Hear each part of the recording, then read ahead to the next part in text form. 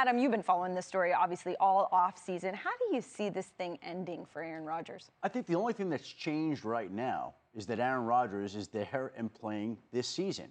And essentially, he shifted the control from the Green Bay Packers, who had it before this year, to himself for after this season. If he didn't show up this year, which he considered doing, the Packers would have controlled his rights, had his money, could have gone after his money, would have been messy. He has set it up so that if and when he wants, after this season, he now will have the ability to move on. Now, again, everybody's on the same page this season. There are no issues. They all have the same interests. There's not a lot of confrontation in camp this summer. They want to win the Super Bowl. But it doesn't change the fact that after the season, there continue to be a lot of people who still believe that this situation isn't all that different, except for the fact that he now will be able to dictate how he wants to spend his future.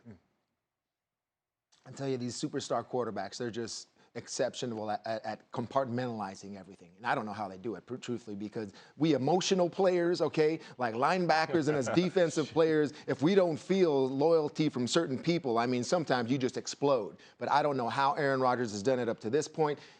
He is going to be able to still have a great year. He is one of the best in the league, if not the best quarterback there. I mean, he just has to control his emotions and realize, I got a job to do for a year, okay? I got a job to do for a year, then I got the control like you're talking about, and that's that power that only you have at the quarterback and position. he knows that. He knows that. But what we've seen, to your point, Teddy, is the NBAization of the NFL at the quarterback position. How many quarterbacks have we seen this summer now? Trying to, though, but he was unsuccessful. And if Aaron Rodgers hasn't been able to do it, like, who's going to be able to do it? I would say this, to the compartmentalized thing, because I think the thing that I hear a lot is like, oh, how's Green Bay going to do? How are they going to do with Aaron Rodgers? Aaron Rodgers is upset.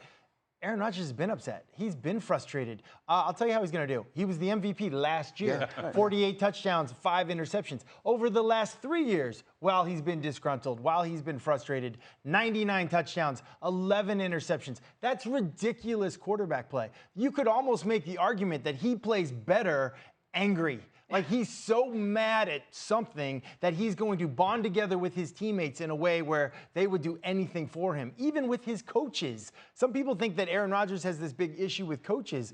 When I watch Aaron Rodgers and I'm watching body language with the coaching staff, that is a cohesive unit that they are together. I think Aaron Rodgers is going to have a great year. I think the Packers are going to have a great year, even though I think compartmentalize is the best way to say it. He has put this aside, knowing, just like you said, Adam, knowing that next year is next year, and he may or may not be there. But this is a team that's trying to make a run and finally get over that hump for the Super Bowl. Let me take you back to when Aaron Rodgers was still in some controversy as the Green Bay quarterback. Y'all remember the word relax? Remember he told the reporter to relax. And ever since that soundbite or that interview, he's been playing lights out. 2 consecutive NFC championships, being able to brew, you started the show out, but bringing a guy that he's familiar with Randall Cobb. This is a big year for the Green Bay Packers. I can't wait to see what type of chip Aaron Rodgers has on his shoulder to bring the Green Bay Packers back to another NFC championship. This blows me away. The fans do. Like, I'm sorry, but look, Aaron Rodgers has points to be upset at this. At this franchise.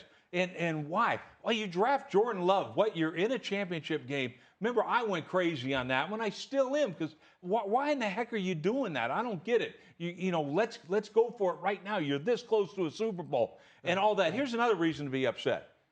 Are we kidding ourselves? If it's 4th down again, Aaron Rodgers, I don't care what the coach says. You go for the dang touchdown, man. It is a unique, you mentioned the fans. On. It's a unique organization where, the community owns the team. Right. And the Packers are bigger than really any name on the back of the jersey. I don't care who you are. Vince Lombardi coached for Washington. Brett Favre went and played for other people. Reggie White went and played somewhere else. It does not matter who you are. Really, I mean, even though you're maybe the greatest player of all time in their organization, it doesn't, the Packers, there are some organizations like that. I would say the Steelers are like that in a way. Yeah, but it's more about the community and the organization than it is any one player. That loyalty word, that's for fans, okay? Because it's going away in the NFL, okay? Look, I only played for one organization my entire career. Yes, that ain't happening, okay? The loyalty is just underrated. It's overrated when it comes to players, all right?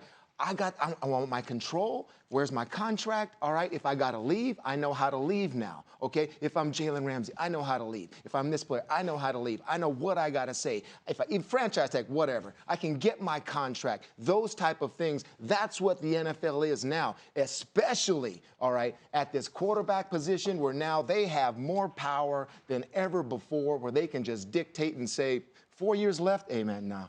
I don't feel that right now. I can go anywhere I want to go because you don't want the headache that I can cause. No, but here's the thing, guys. We can kid ourselves. They felt Aaron Rodgers' skills were diminishing. Say it if you want to or not. That's the truth. That's a fact. That's why they drafted this Jordan Love. And anybody that watched it said, "Are you kidding me? Traded Aaron Rodgers is still and they amazing." traded up for Yes, that. but that's it. And how are we mad at Aaron Rodgers? Because you thought his skills were diminishing. And to your point, what's he do? He goes out and wins an MVP. Yeah. No, we could say, "Oh no, he didn't." Oh yes, they did. Yeah. They thought his skills were diminishing. That's why he's got a bird in his saddle. Or do you think it was just having leverage? You know, like off-season leverage. They loved Jordan Love, okay? And basically this offseason, or this at the end of this training camp, they asked the front office, the GM, what he thought of how Jordan Love played this summer.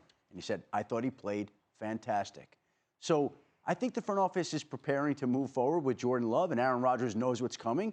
And we have a situation where, yes, he admitted that he went until last year thinking that would be his last year in Green Bay. And I think deep down inside, if you asked him again, he was being perfectly honest, he would probably think, this is my last year in Green Bay now, but I'm just not going to talk about that because we're here to win and try to get to a Super Bowl. And that's the point. The point is that he set the expectations so high that in defense of the fans, their issue is, yes, they know Aaron Rodgers is very good. They want to win the Super Bowl. And they've been so close these last 2 years. But remember, they've lost 4 straight NFC championship games since winning a Super Bowl. It's Super Bowl or bust for this Packers team. Thanks for watching ESPN on YouTube. For live streaming sports and premium content, subscribe to ESPN+.